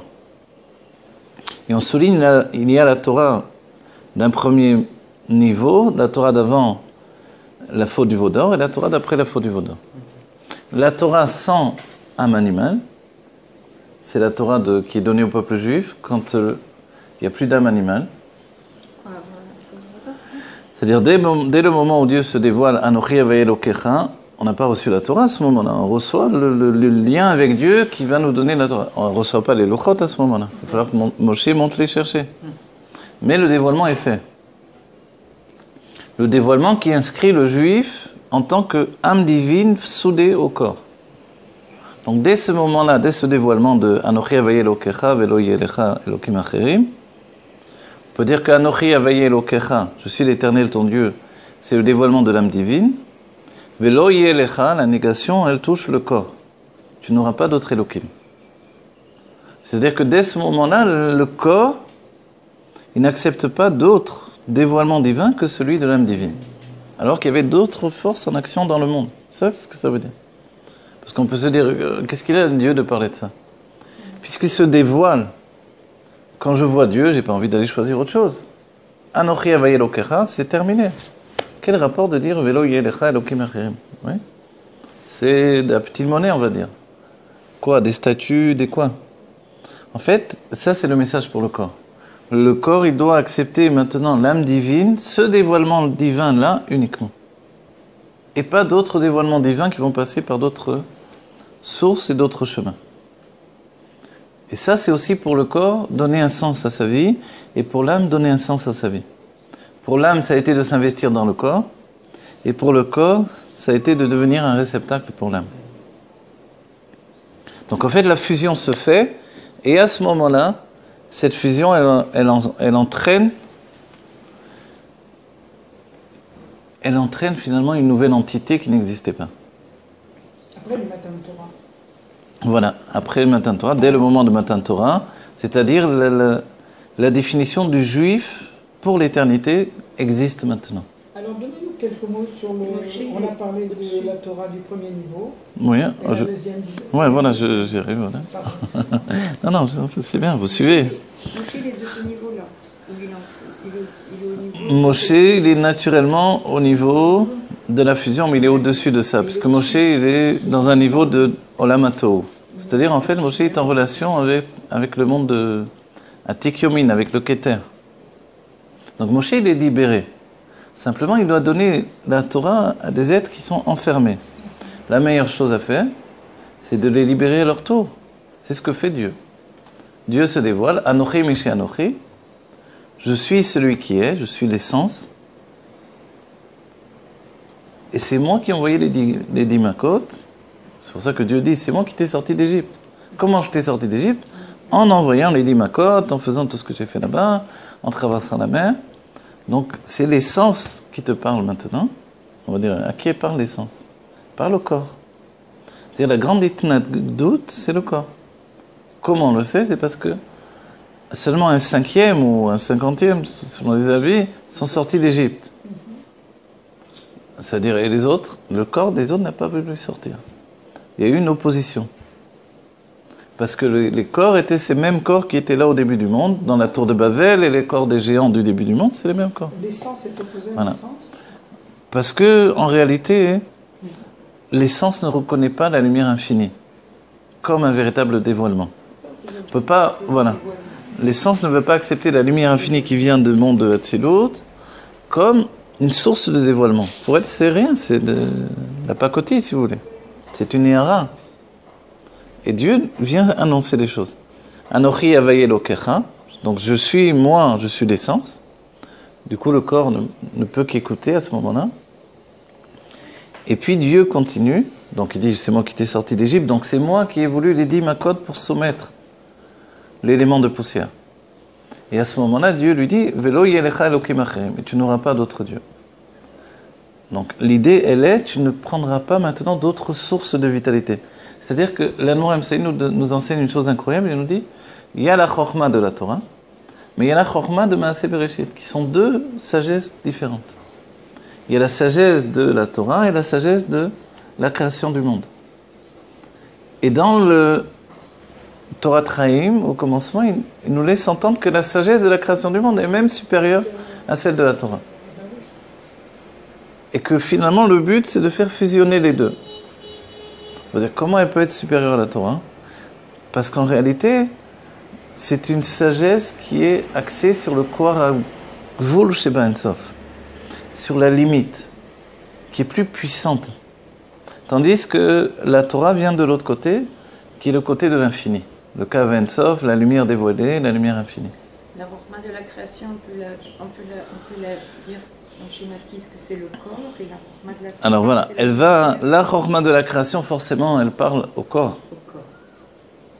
Si bien qu'il faudra le Rambam également pour attacher les choses, de dire d'aller du côté des bienfaits du corps et en même temps d'aller d'après la Torah. On va dire pourquoi le Rambam a besoin de nous dire ça, c'est évident. C'est pas évident parce qu'il y a une dualité. Aujourd'hui encore, on est dans cette dualité au quotidien. Ouais. Est-ce qu'on doit écouter les médecins ou est-ce qu'on doit se laisser aller à avoir la foi en Dieu uniquement? Oui, chez Breslev, par exemple, d'après Rabbi Nachman, si j'ai bien compris, en tout cas, le comportement de plusieurs Breslev, ils ont décidé de ne pas écouter les médecins, de ne pas aller d'après les médecins. Le plus possible. Si les femmes peuvent accoucher à la maison, elles le font également, etc. Le Rabbi nous a dit le contraire. Parce que le chemin des Nessiador, c'est de faire une fusion des deux. Non seulement tu iras voir un médecin, mais tu écouteras ce qu'il dit. Ça, c'est un chidouche, nous dirons. Et tu écouteras ce qu'il te dit. Voilà. Le médecin. Ouais. Alors il est où là, il est en Dieu, il est où là, à ce moment-là? Et tu sauras que c'est Dieu qui te guérit par l'intermédiaire du médecin, qui lui a donné la force de guérir. Voilà. C'est-à-dire que c'est toujours la même chose. On travaille, voilà. Je sais, mais c'est notre émouna. C'est la fusion entre le spirituel. Il y a un cli, c'est comme un médicament. On va dire, on prendra plus de médicaments. On prend le moins possible, mais quand on prend un médicament, on a la émouna, on a la foi que ce médicament me guérit parce que Dieu me guérit par l'intermédiaire de ce médicament. Mais aujourd'hui, Rav Kordon, tous les bémouins sont faits et tout. On ne doit pas avoir justement cette pensée-là, dans ce cas? On doit évoluer véritablement, de plus en plus, mais s'il y a besoin, on prendra quand même. Oui. Si vous avez très mal à la tête, vous prenez quand même un acamol. Je sais pas, oui. Vous prenez quand même, vous n'allez pas rester 3 heures en attendant que ça passe, etc. Alors, gagner du temps pour être effectif. On n'a pas le temps tellement non plus d'attendre, de souffrir pour rien. Entre guillemets, parce que si je suis dans ce macon, je souffre plus. En réalité, mais voilà, il y a aussi une réalité. La réalité, on a dit qu'elle vient de l'essence et du choix de Dieu dans le Da'at Tarton. Donc ce choix, finalement, c'est comme la difficulté de Moshe dans tout ce que l'on dit ici. La difficulté de la Chokhmah, c'est qu'elle est dans le Da'at Elyon. Et que la Bina, elle tend vers le Da'at Tarton. Vous voyez? Donc la Chokhmah, elle n'a pas envie de rentrer dans le Da'at Tarton, forcément. Vous avez compris? C'est-à-dire qu'à chaque fois que la Chokhmah sort d'elle-même, elle rentre dans le Da'at Tarton. Quand on dit que la Bina est Yesh, c'est Da'at Tarton. Alors on traduit, le Da'at Elyon, c'est la conscience que tout est Dieu. Le Da'at Tarton, c'est la conscience que tout est ma perception, tout est moi. Et non milevado, et non milevadi. Je ressens une chose, elle existe, je ne ressens pas, elle n'existe pas. Je vois quelqu'un, il est là, et je ne le vois pas, voilà, etc. Donc en fait, quand on voit, quand on entend, la preuve, il se peut qu'il s'est passé une chose très grave dans le monde, et je ne suis pas au courant, tout va bien pour moi. Entre guillemets, tout va bien ou pas, mais j'ai rien à voir avec ce problème-là. Tout à coup, on me l'annonce, et je porte en moi ce problème. Donc on voit que c'est seulement ma perception de la chose qui fait le problème. De là, la faculté qu'il y a dans l'homme d'être dans un problème et de se déconnecter du problème. Ça s'appelle la chokhmah. Oui? Ce que les femmes souvent reprochent aux hommes, entre nous. Le fait la femme elle a l'impression que l'homme ne s'investit pas dans le problème. En fait, il s'investit à sa manière à lui. Il s'investit pas. Non, il s'investit, mais d'une certaine manière, avec un pas en arrière. Il s'investit, mais il n'a pas mis son date. Voilà. Il ne peut pas mettre son da'at parce que sinon il est fini. C'est-à-dire il n'est pas dans le problème comme la femme avec la faculté de s'en sortir. Lui, il est dans le problème et il est cuit, il est fini. Il perd tous ses moyens. Voilà. Donc c'est le seul moyen qu'il a, c'est de rester attaché à sa chokhmah. Et on le voit, les hommes qui sont rentrés dans la problématique du monde, ils ne s'en sortent plus. Ils ne sont plus capables d'avoir un aspect de chokhmah, de tranquillité. Parce que cet aspect de l'homme dont on parle, on va dire, mais regarde les hommes, ils ne sont pas du tout comme ça. C'est vrai que de nombreux hommes ont perdu le stade de la chokhmah. Alors ils ne s'en sortent plus, ils sont comme des fous. Certains utilisent des drogues ou de l'alcool ou des si pour avoir une échappatoire. Mais en réalité, ils sont en train de dire, je veux retourner à ma chokhmah. Retourner à la chokhmah, c'est ça. Comme ils ne sont pas capables de le générer par l'étude, par un retour sur eux-mêmes, par une réflexion, par l'écriture, vous voyez, des tas de choses qui peuvent. L'étude, évidemment. Mais même l'étude, elle demande de travailler. Alors, souvent, même, que ce soit dans la psychologie ou même dans la Torah, on dit écris. Écrire, ça fait du bien. Pourquoi ça fait du bien? Parce que ça établit un lien directement de la chorma et de la bina. Avec un côté de tranquillité, oui. Parce que l'écriture, elle fixe les choses. Pour fixer les choses, il faut que les choses soient évidentes. Et quand on écrit, on se rend compte que les choses deviennent évidentes. Et c'est curieux. Pourquoi ça tranquillise? Parce qu'à ce moment-là, il y a une fusion avec la chorma. La chorma, parce que c'est une vision, et la bina, parce que c'est une activité. Et du coup, je crée un yichud chorma et bina. Vous voyez? Donc l'écriture est très bénéfique. Pour exprimer les sentiments, etc., pour faire un birour des sentiments. Ça aussi, c'est un moyen.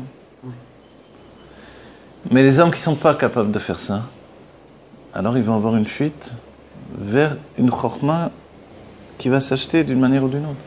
De fuir par l'alcool ou par la drogue va vraiment leur permettre de remonter à la chorma? Oui, mais momentanément. Oui, c'est-à-dire que... Ça va les détruire. Mais ça les remonte dans leur chorma quand même. C'est le but, caché. Personne n'est au courant. Leur propre chorma à eux? Ça le met, bien sûr, ça le met dans... dans l'extase. Dans le moment des évidences. La chorma, c'est que... Voilà, j'ai une tranquillité par rapport à l'instant présent. Je suis dans le plaisir de la vie parce que je me suffis de peu. Mais un homme qui est dans la itasco tout le temps, qui est tout le temps en train de chercher comment gagner de l'argent, comment sortir, comment faire, ok, là il est que dans la bina. Mais compte tenu que dans l'origine des choses, c'est quand même pas sa nature, même s'il a une tendance bina. Donc il est en train de se perdre. Il ne peut pas être dans la bina tout le temps, l'homme. Il se perd. S'il n'a pas constamment le retour en arrière vers la chorma, à un moment, il n'arrive plus à retrouver sa chorma initiale. Donc il a été enfermé. Et en plus de la bina, il est rentré dans la tvuna. Il a pris sur lui de faire un système. Vous voyez, comme on a dit quelquefois des... Pardon? La femme, elle doit aider le mari à étudier. Ça l'aide à retrouver. Oui, elle doit le mérite des femmes qu'elles envoient les maris étudier la Torah et faire la prière à la chaude, etc. C'est vrai, elle est la Beta Knesset, elle épouse. Ok? Voilà. Mais ce qu'il vit de l'intérieur, ça, elle ne peut pas le contrôler. Et ce qu'il vit de l'intérieur, c'est ça son établissement. C'est-à-dire, il peut aller à la choule et avoir la tête que dans ce qu'il va faire après, quoi. Il lit ce qui est écrit. Non, alors, est-ce que la femme va trouver des moments de se connecter à des moments de chorma dans le rôle, par exemple ou dans... Alors voilà, ce que Dieu a installé, c'est que le couple chorma et bina doit exister toujours. Si l'homme est que bina, la femme va devenir chorma automatiquement. C'est une séparation. Ben oui. C'est automatique. Regardez les couples, vous avez un énervé et un calme. C'est rare qu'il y ait autre chose. Deux énervés, ça ne tient pas beaucoup de temps. Même dans deux énervés, il y en a toujours un plus calme que l'autre. C'est vrai? J'ai fait une pizza avec ma fille, je vois un couple de Français, ils ont des petits comme ça, d'une nervosité mais extrême. Mais les deux. Alors le mari dit, mais enfin pourquoi tu cries? Mais elle était hors d'elle. Et lui il crie pour lui dire, pourquoi tu cries? C'est très loin de la calmer. J'ai dit, bon, on n'est pas sorti de l'auberge. Donc, dans un premier temps, cette action alcool ou drogue va permettre à l'homme de revenir vers sa chorma, premier temps. Oui. Et le deuxième temps? Deuxième temps, c'est que le lendemain, il est à la panim. C'est la chorma, c'est son système pour rentrer. Ça ne peut pas l'aider à y retourner et à s'y retrouver et à s'y asseoir. Non, je vais vous dire comme ça. Non. La drogue. Alors, on va dire comme ça. La drogue, l'alcool, ce que vous voulez.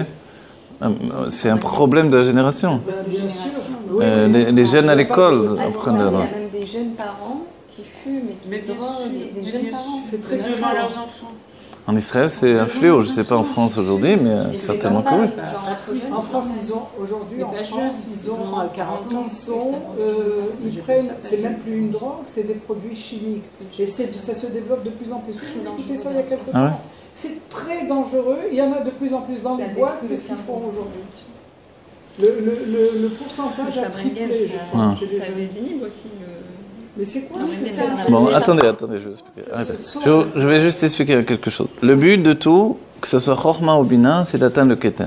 D'accord? Oui. L'homme, il n'est pas capable de fournir une bina suffisante pour dévoiler le keter. On a dit que la bina elle-même, elle atteint le keter en passant par la chorma. Elle atteint le yichud avec la chorma, donc du coup elle obtient sa tranquillité, et elle dépasse, comme elle est active, elle dépasse la chorma et s'installe dans le keter. Ok? Voilà. Donc le but de l'homme qui n'arrive pas à s'en sortir dans le monde, il s'affole, C'est-à-dire, il y a des hommes, on les voit, ils n'ont aucune tranquillité, ils sont en mouvement comme ça. Voilà, même quand ils conduisent comme ça. Même quand ils marchent, ils marchent, ils ne savent pas encore où ils vont, mais ils sont en train de marcher. C'est-à-dire que, qu'est-ce qui se passe? Il est affolé, Le monde, c'est une terreur, en réalité. Il ne l'avouera jamais parce que... Ouais. Mais il est terrorisé par le monde, quoi. Alors, donc en fait, s'il ne se donne pas ces moments où il prend soit de la drogue, soit de l'alcool, soit je ne sais pas quoi, ou son film pour l'abrutir, voilà. Il ne peut pas évoluer intellectuellement. Voilà. Non, parce que le monde n'a pas été mis en route dans ce côté-là. L'idée est que j'étudie même à l'université jusqu'à tel âge et après c'est fini. Quand j'ai un métier intellectuel, tant mieux. Tant mieux, bien qu'au départ c'était pas la bracha de la Torah, on souligne quand même. Parce qu'on devait garder notre intellect pour la Torah. Mais à tout prendre, c'est-à-dire une personne qui n'est pas du tout intellectuelle, ni dans la Torah, ni dans rien du tout, il vaut mieux qu'il soit intellectuel, c'est sûr. Mais au départ, quand on dit qu'on gagne la vie à la sueur de notre fond, au travail de nos mains, par le travail de nos mains, c'est-à-dire que je ne dois pas prendre un métier intellectuel, justement, pour garder mon intellect pour Dieu. Vous voyez? Donc, l'idée est que si je travaille mon intellect, je peux toujours m'en sortir. Qu'en est-il de tous ceux qui ne travaillent pas leur intellect? Et c'est la grande quantité de l'humanité. Parce qu'ils sont occupés à survivre. Voilà, alors qu'est-ce qu'on leur donne en attendant pour les calmer? Des films, des jeux vidéo, des trucs. C'est-à-dire l'image de Chorma. La Chorma est remplacée par ça. Le Chorma, c'est ça. Ouais, le téléphone, tout ce qui est visuel. Ça préfigure la Géoula où tous les dévoilements vont être visuels, mais en attendant, c'est leur Chorma. Ils ont un kit Chorma. Mais le Chorma, quand le film est terminé, c'était un beau film, etc. Puis, s'ils sont très fatigués, ils vont dormir. Et c'est fini. Il n'y a pas une recherche personnelle de se renouveler, d'avancer, d'évoluer, de comprendre à nouveau. Tout ça, c'est la richesse de l'homme. C'est le niveau le plus élevé de tous les plaisirs. Comprendre à un niveau plus élevé encore, et encore plus élevé, encore plus élevé. Au-delà de la musique, au-delà de la peinture, au-delà de tout, il y a le fait de l'intellect. C'est comme ça, c'est défini par le Rabbi Rachab dans Contra Soumayan. Donc, mais les hommes ne sont pas dans cette vie-là. C'est terminé. Les hommes vivent dans une autre vie. L'Aïtaskout, depuis la Bina vers la Malchout. Bina, Malchout, ils sont dans un système établi qui recommence. Et en dehors de ça, ils sont dans la panique constante. Donc le Shabbat, comme il n'y a pas de télévision, qu'il n'y a pas de film, alors il n'y a pas de cigarette. Alors voilà. Donc effectivement, les hommes qui sont habitués à fumer pas que des cigarettes, etc., le Shabbat, effectivement, ils boivent. Et quand ils viennent au Farbrengen, qui originellement est organisé pour une Idva d'autres Chassidés, ça tourne finalement en moyen de... De retrouver sa Chorma. Il ne la retrouve pas. Il la retrouve pas. Au contraire, là, ils dévoilent leurs bêtises. On a dit, voilà, et on a dit ce que l'homme recherche dans la Chorma inconsciemment, c'est justement l'inconscience, sous-entendu, le lâcher-prise que la Chorma lui donne pour atteindre le Keter. Donc ce qu'il veut, c'est être à la panim, voler, quoi. Voilà. Être en dehors des occupations du monde. Et certains ont pu faire, il y a des grands peintres ou dessinateurs qui ont pu transformer ces états-là en travail. C'est-à-dire, il y a des peintres qui, s'ils n'étaient pas sourds, ils n'étaient pas capables de fournir un tableau correct. Ouais. C'est vrai. Il y a eu un grand dessinateur qui s'appelle Moebius. Il a pris, quand il était jeune, des champignons hallucinogènes. Et ça, toute sa vie, il a utilisé finalement le corps de la force de création que ça lui a occasionné pour lui. Donc, certains ont pu s'en sortir en générant finalement, en installant. Ils avaient une passion voilà, ils avaient déjà une passion à la base dans laquelle ils ont intégré ce qu'était, c'est-à-dire cette Shfirat HaKelim en d'autres termes. La Shfirat HaKelim à laquelle ils vont accéder, c'est une Shfira qui leur donne d'être totalement libérés. Mais quand ils reviennent dans la réalité, la Shfirat HaKelim, elle s'est introduite dans leur réalité. Et dans la Bina, elle devient un Kli. Elle devient elle-même une vitalité intégrée qui fait qu'ils sont sur les nerfs du matin au soir. Donc de là, ils sont sur les nerfs avec la femme, avec les enfants, etc. etc. Il y a des solutions. La solution, évidemment, elle est toute donnée pour la génération. L'Admorazakan a dit, viens, je te prends par la main, tu viens étudier avec moi. Je décide de faire de toi Chez l'Admour HaZaken, il ne suffit pas d'être un élève. Le but, c'est pas de comprendre une chose, ou deux choses, ou trois choses, c'est de tout comprendre. Quand on voit qu'il faut tout comprendre, et c'est pour ça que le Rabbi a dit que quand il y a des cours qui sont donnés sur le Sefer HaTanya, les gens commencent et ils ne continuent pas. Ouais. Dans l'ordre. Alors le Rabbi dit pas de passer par Shara Yichud Ve'emunah d'abord. Parce que quand on commence le Tanya, l'Admour HaZaken pose des questions auxquelles finalement il ne répond pas immédiatement. Or, la plupart des gens, confrontés au fait que les questions ne sont pas, n'ont pas leur réponse immédiate, ça sous-entend, tu dois tout comprendre avant de recevoir la question, la réponse à ces questions. Et ça sous-entend un chemin long et court, c'est-à-dire un investissement. Donc quand on nous demande de nous investir sur une longue période, la plupart des gens décrochent. Parce que le monde de Esav, c'est un monde de Tochal vetishte ki machar tamut. Vous vous rappelez? Machar namut. Ouais. Voilà, oui. Bois et mange parce que demain tu vas mourir. C'est Esav. Ça vient de Caïn. Caïn dit l'essentiel c'est ce que je vis là maintenant tout de suite. Après on verra bien. Evel lui dit non. Evel c'est l'esprit qui s'est propagé dans l'extrême-orient, au Tibet, etc. Ces gens qui ont le temps de vivre. Ils ont décroché du monde social européen. Ils sont rentrés dans un mode de vie basé sur la contemplation, la méditation. Et Caïn, c'est quoi lui Caïn, c'est l'autre côté, justement, c'est les Gvurot. Oui, ça c'est Chokhmah, ça c'est Bina d'un autre côté.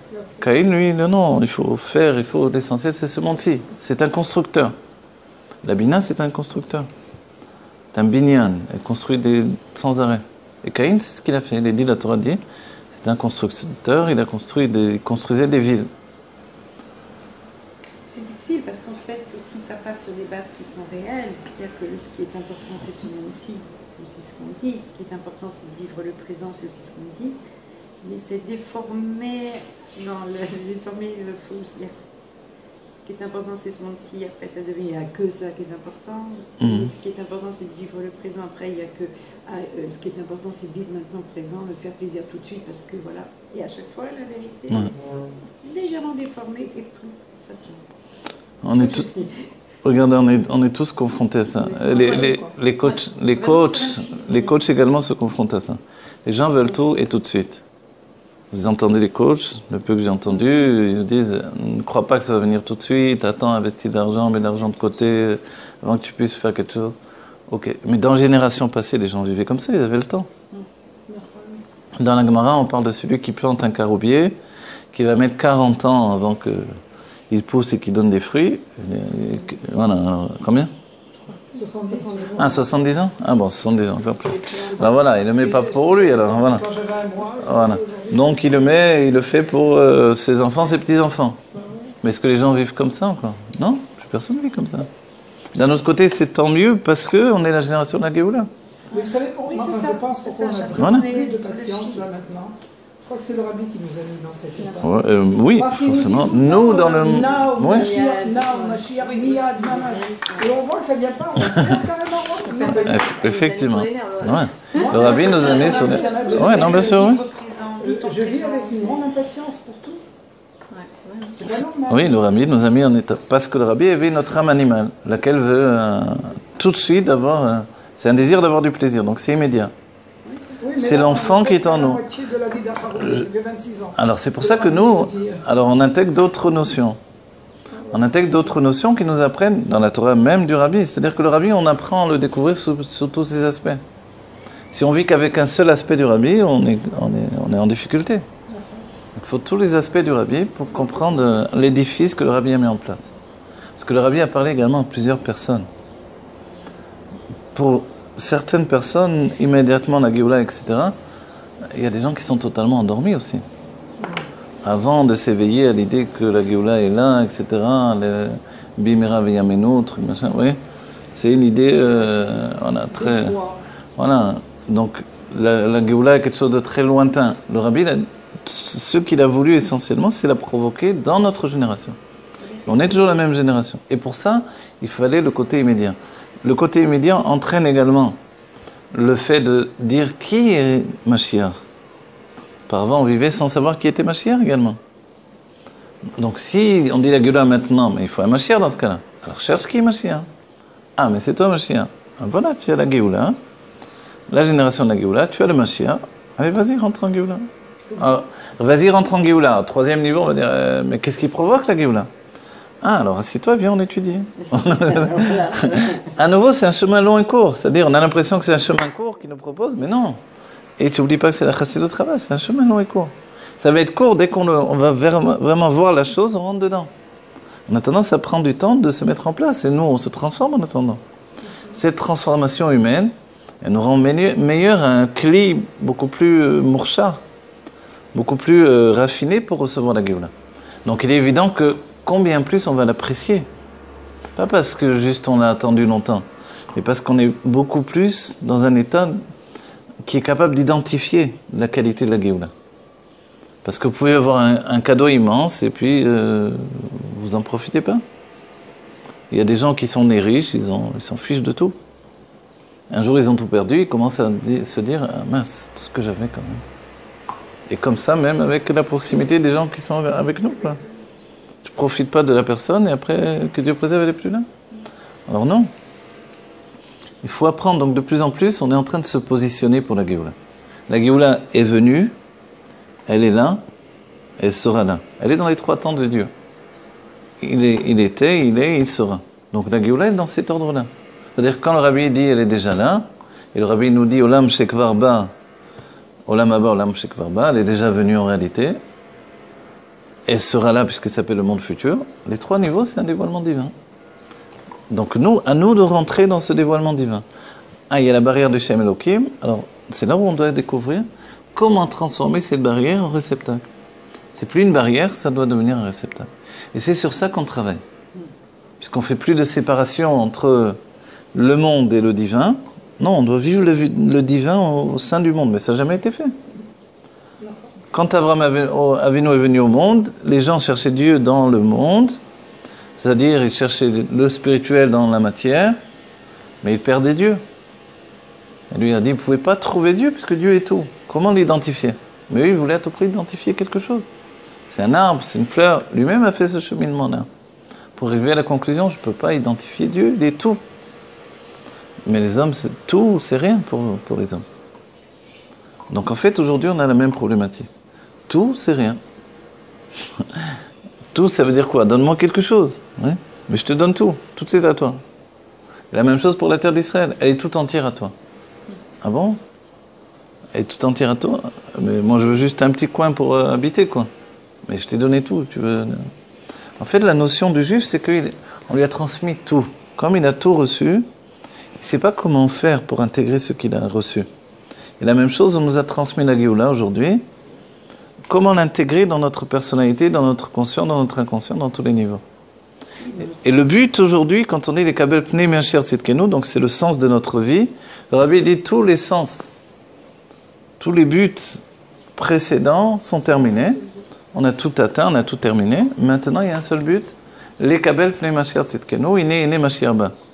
La prophétie est là. Elle est un peu moderne, elle est différente. Mais voilà, Ine Mashiach Ba, c'est une prophétie. Voici, le Mashiach arrive. Pourquoi deux fois? Parce que c'est le temps. C'était un seul Ine Mashiach Ba. Ça va plus vite que Ine Mashiach Ba. Donc en fait, il y a aussi le fait du Datelion, d'Atarton, et de tous les niveaux de un Makif, un Pnimi, Sovev Kolalmin, il rentre dans Memale Kolalmin. Donc en fait, voilà, le Mashiach arrive, mais il arrive dans tous les niveaux de dévoilement. On doit comprendre que le Mashiach aujourd'hui doit se dévoiler dans tout. Et comme il doit se dévoiler dans tout ce qui existe, c'est à nous aujourd'hui de l'intégrer dans tout ce qui existe. C'est-à-dire qu'on doit être capable de reconnaître la Géoula dans la plus grande galoute également. Et c'est là où la plupart d'entre nous, on étudie, etc. Mais quand il y a une galoute, c'est-à-dire une difficulté au quotidien, on ne reconnaît plus la Géoula. Or, on doit découvrir la Géoula et la Eloko, Dieu également dans tous les niveaux de vie présents. D'accord? Donc le but de notre génération, c'est les Kabel Pnei Mashiach Tzidkenu, c'est le sens donné à notre vie dans notre génération, et ça veut dire finalement d'être dans un système, un niveau de panim. Panim, c'est pnim, intériorisé. Mais si les gens sont extériorisé dans le sens de chitzonim. Chitzonim, au départ, c'est le nom qu'on donne aux forces du mal, à l'extérieur. Pnimi, c'est la kedusha. Mais on appelle chitzoni et pnimi également des hommes par rapport à leur comportement. Un homme chitzoni, c'est quelqu'un qui est superficiel. Un homme pnimi, c'est quelqu'un qui réfléchit dans tout ce qu'il fait. Donc on va dire, pour recevoir pnei mashiach tzidkenu, il est évident qu'il faut être pnimi. L'Admor HaZaken a dit, Chabad doresh pnimiut. La chassidut Chabad demande de la pnimiut. On va dire, c'est quoi la pnimiut? La pnimiut, c'est la chorma. Et malgré que la bina est essentielle, puisqu'il faut de la hitbonenut, sans laquelle on n'agrandit pas les kelim que l'on a reçus, alors en réalité, s'il n'y a pas la chorma, la bina, elle va pédaler dans la semoule, on va dire, entre guillemets. Elle va pédaler où? Dans la semoule. Ceux qui font le couscous. Ça veut dire qu'elle va s'agiter en vain. C'est Don Quichotte avec les moulins à vent. Ça ne sert à rien. Ce combat qui est engagé, il ne sert à rien du tout. Parce qu'en réalité, tu ne sais pas du tout où tu vas. Tu travailles au hasard. Et de travailler au hasard, ce n'est pas ce qui peut intégrer de recevoir Pnei Mashiach Tzidkenu. C'est Pnim, c'est-à-dire que je dois considérer, savoir ce que je fais. Et ça, c'est nouveau. Parce que, alors on revient à notre époque en particulier, et on revient à la situation que l'on a dit tout à l'heure, les gens sont habitués à subir les choses. C'est-à-dire que passer la période de l'école, de l'université, etc., et dans le peuple juif, c'est pas non plus les niveaux universitaires les plus élevés. En même temps, il y a des gens très élevés au niveau de la science, etc. Mais ceux-là, ils n'ont pas forcément à voir avec Torah et Mitzvot. Mais dans le monde de Torah et Mitzvot, il y a des gens très très simples aussi.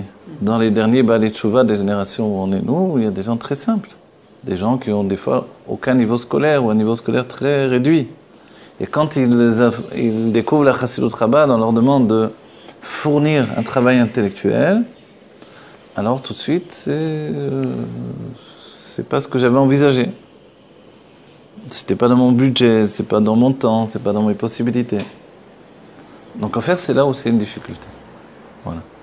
Et cette difficulté-là, alors il faut, pour la contrer, générer ce qui s'appelle Chashivut Ha'inyan.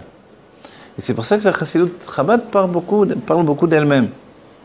Chassidut Chabad explique souvent la Chassidut Chabad. Je crois que c'est la Chassidut qui s'explique le plus. Elle parle tout le temps de la Chassidut Chabad elle-même. On va dire, mais pourquoi? Viens l'étudier, c'est tout. Pourquoi parler tout le temps de la Chassidut elle-même? Parce qu'en fait, elle doit générer sans arrêt la Chashivut Ha'inyan, l'importance de la chose, sans laquelle on décroche. Et on voit des gens qui ont des limites, jusqu'à tel degré ils ont étudié, après ils décrochent. Et on voit que la différence, c'est ceux qui vont tenir à la longue, et chez les enseignants, et chez les élèves. On a compris l'importance de la chose, mais combien d'élèves vont aller jusqu'au bout, puisque c'est un chemin long et court.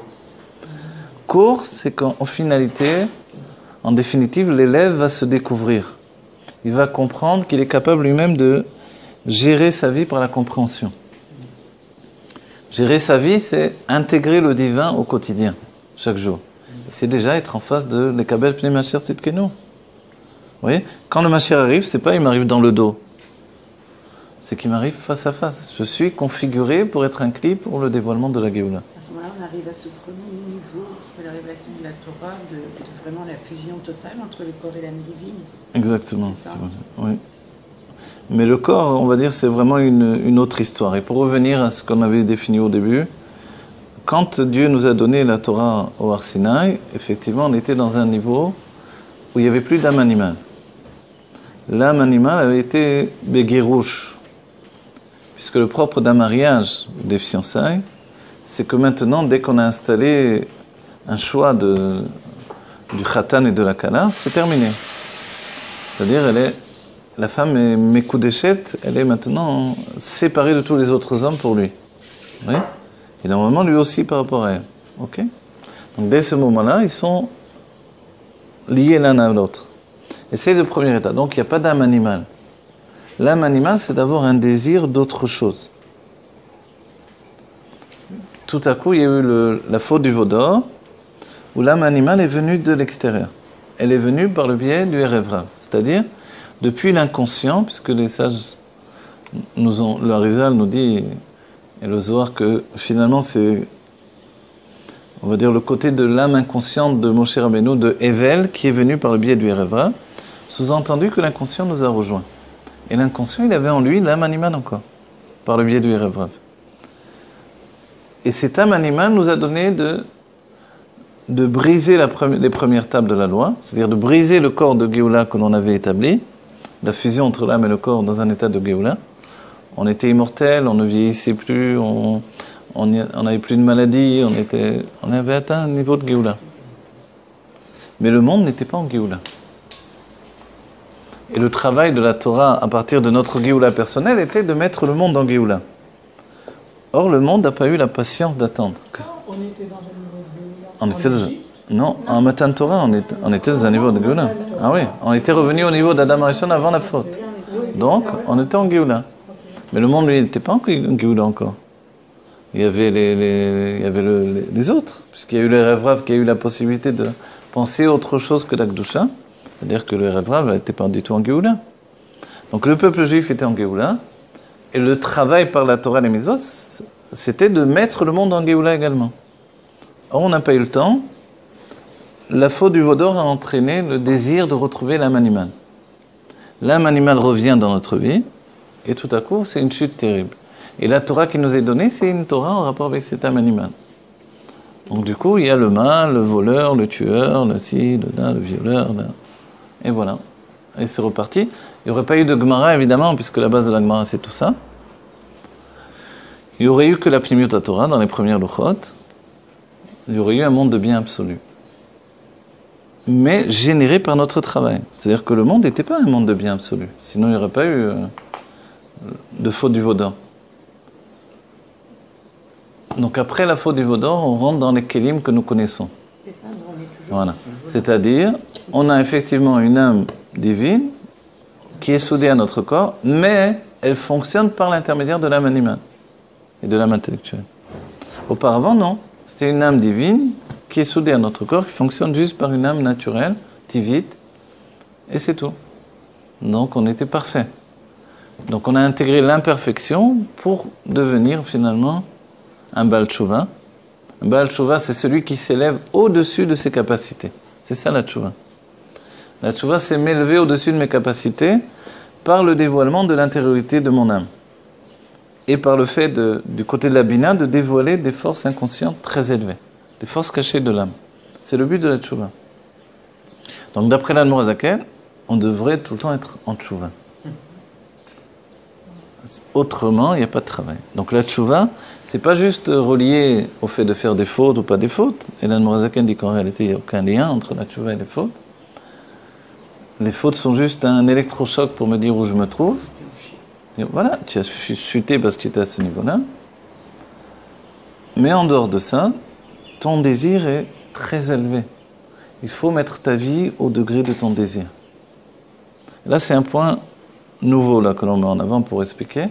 C'est-à-dire que le désir des hommes est très élevé en réalité. Au début du monde, c'était déjà comme ça. Les hommes qui sont venus sur la terre étaient géants parce que leur désir était un désir géant. Leur âme était géante également. Ces hommes-là, c'était nous. Et on avait un désir de vivre avec une femme pour le plaisir, une femme pour enfanter, un monde de bien-être absolu. Le monde n'avait pas besoin qu'on le travaille, les fruits, la nourriture était abondante.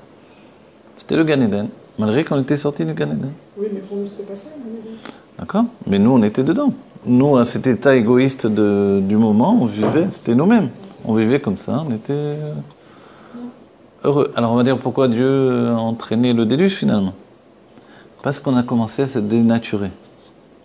Se dénaturer, c'est que le plaisir personnel est devenu un plaisir égoïste, et du plaisir égoïste, il est devenu un plaisir destructeur. On a commencé à détruire le monde que Dieu avait créé, à le dénaturer. Alors Dieu a envoyé le déluge pour purifier le monde de nouveau.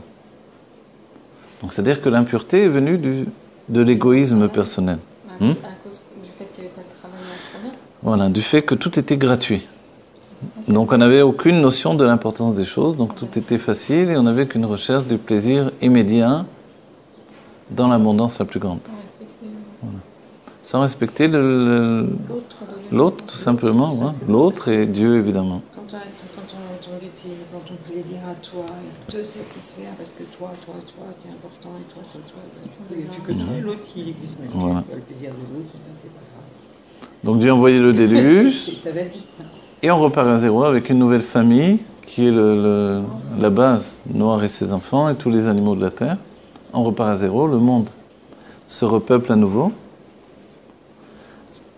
Et tout à coup, on vit dans une autre pensée a priori. Donc les hommes recommencent à vivre. Le monde, lui, il repart à zéro, c'est-à-dire que le monde maintenant doit être travaillé. C'est-à-dire que les plaisirs vont s'obtenir par un travail. Mais d'entre les choses, les âmes sont revenues, les mêmes âmes sont revenues avec une mémoire également.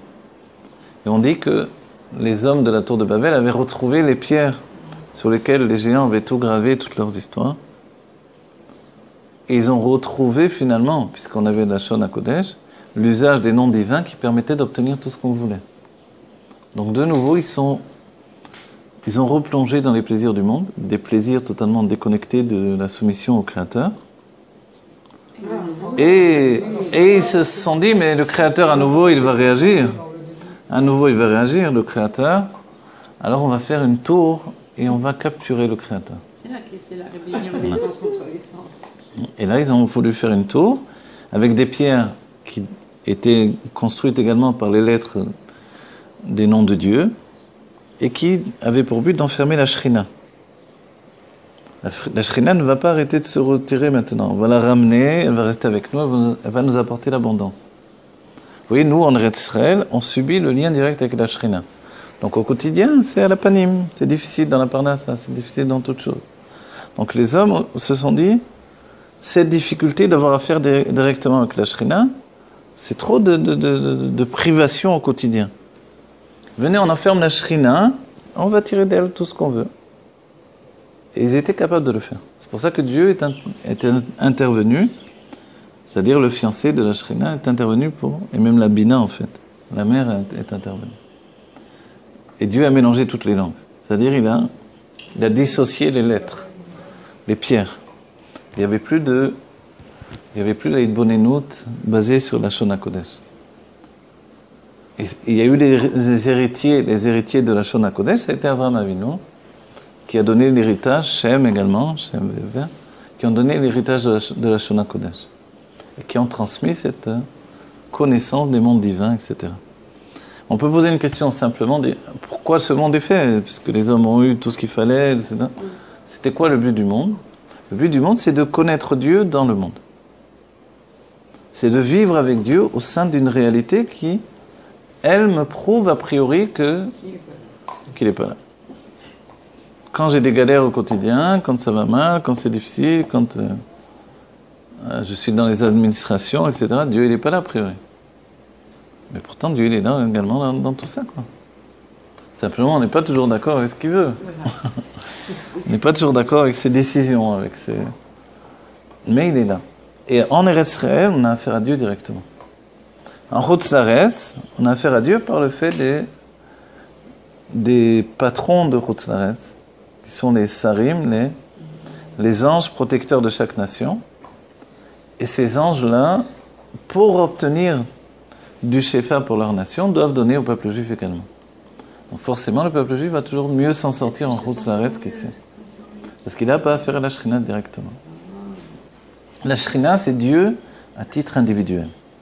En Eretz Israël. Non, on est un peu dépendant d'eux. Hein? C'est pour ça qu'on est dépendant des Golim un peu, dans un certain sens, parce que quand même l'Amérique aussi... Alors je vais vous dire, non, c'est une erreur. Ça, c'est une grossière erreur. Alors j'aimerais bien les mettre entendre, c'est quoi le... Non, ça c'est une grossière erreur d'après la Kabbalah. C'est une grossière erreur de penser qu'on dépend des Goïm, c'est faux. Le peuple juif, en Eretz Israël, ne dépend pas des Goïm. Il dépend de Dieu directement. Non, mais à l'extérieur alors. À l'extérieur, oui, on dépend des Goïm. Non, mais elle veut dire dans ce sens-là qu'ici, on dépend des Goïm. Les traumas, l'argent qui vient des États-Unis, non, c'est faux. C'est le grand problème, justement, il est basé sur ça. C'est que... Ce qu'on voit, c'est ça. Oui, je sais, mais en fait, non. En fait, non. On a tout ce qu'il faut ici. On a l'agriculture, on a même trouvé des gaz, du pétrole. Pourquoi on dépend toujours des autres? Non? On a de quoi être Hatzmaï totalement ici. Voilà. Voilà. Et quand on sera capable de dire, c'est comme un enfant qui est assisté, quoi. À un moment, il dit, écoute, ne m'aide pas, je vais m'en sortir toute seule. Ça va être difficile, mais je vais m'en sortir. Or, les moments difficiles sont passés en réalité. Donc, le peuple juif doit être capable de dire, en tout cas, disons, la Kabbalah nous explique que la politique devrait être comme ça. C'est ce que je veux vous dire, que la politique devrait être, en Eretz Israël, j'ai affaire avec Dieu uniquement.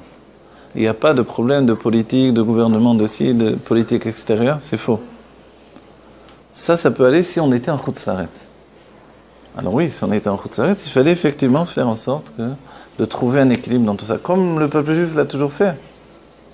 Mais maintenant qu'on a notre retour sur la terre d'Israël, ça veut dire le retour du gouvernement divin. Or, l'idée était que non, ce ne soit pas un gouvernement divin, ce sera un gouvernement humain.